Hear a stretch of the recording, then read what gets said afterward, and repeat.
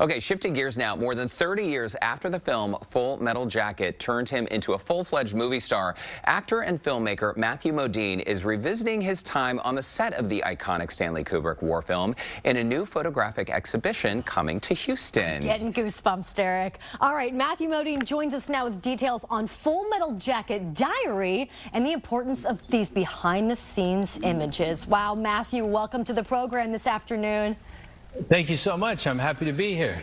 Okay, first of all, we can't believe we're speaking with you. And secondly, describe to us the behind the scenes of how this all happened, because on the set of Full Metal Jacket, you essentially had sort of like a journal. You played a journalist, a war journalist. You were taking notes. You were shooting these black and white photos. And then after the film, these photos just essentially sat in a box for a while. So tell us how this exhibition came to life. Well, first and foremost, it was extraordinary that Stanley Kubrick allowed me to take photos on his film set. That was it was unheard of that anybody would be able to document what it was that he was doing. But perhaps because I was playing a journalist, he thought, well, I'll let Matthew take photos on the set. And because I was playing a journalist, I started journaling. I kept a diary of the day-to-day account of what it was to work on the film, which resulted in an award-winning book and now an iPad app called Full Metal Jacket Diary. And these photos, as you mentioned, they sat in a box for a long time before I decided to do something with them. And the thing about photographs is that, and negatives, is that they continue to develop. While they sit in the box, they have a certain kind of story to tell when you capture the image, and over time they continue to develop, and the content of the photographs begins to change and take on greater significance, absolutely because of Stanley Kubrick not being here anymore. So the photograph of his director's chair takes on a greater significance because it's a chair that will never be filled again. Matthew, what I think is so fascinating is obviously you're not using a cell phone or some kind of new technology to take. These photos were taken on probably a 35mm camera, something that the film is going to last throughout the decades. What kind of camera did you even have with you every day? Is that a silly question for me to want to know? Like, it's not a cell phone, it's not a disposable. What was it?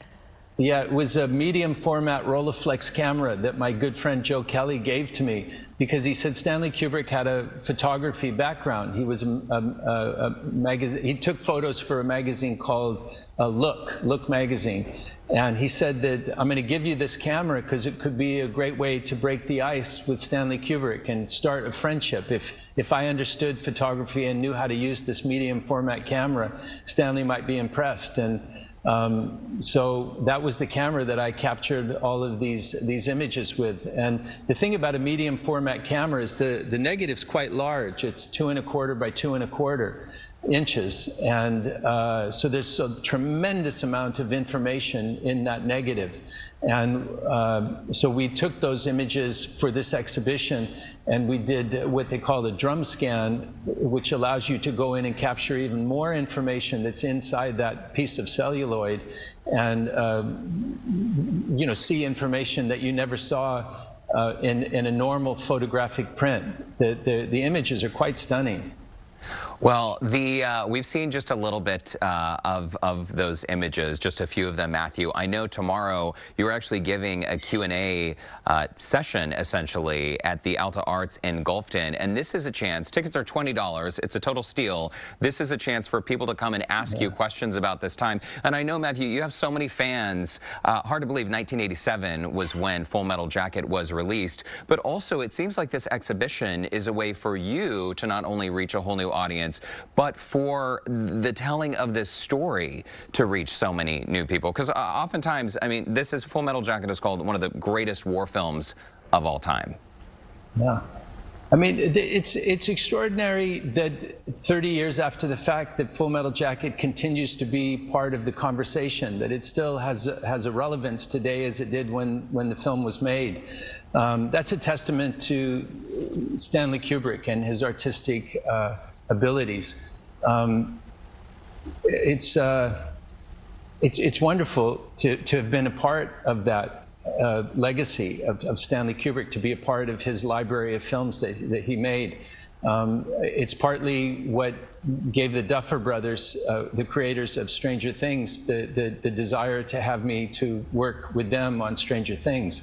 So it's, you know, I'm just really grateful that I had the opportunity to participate in what, as you say, some people say is the greatest war film ever made. I think there's been a lot of great war movies made before Full Metal Jacket and since Full Metal Jacket. I'm just really grateful that I was part of this one.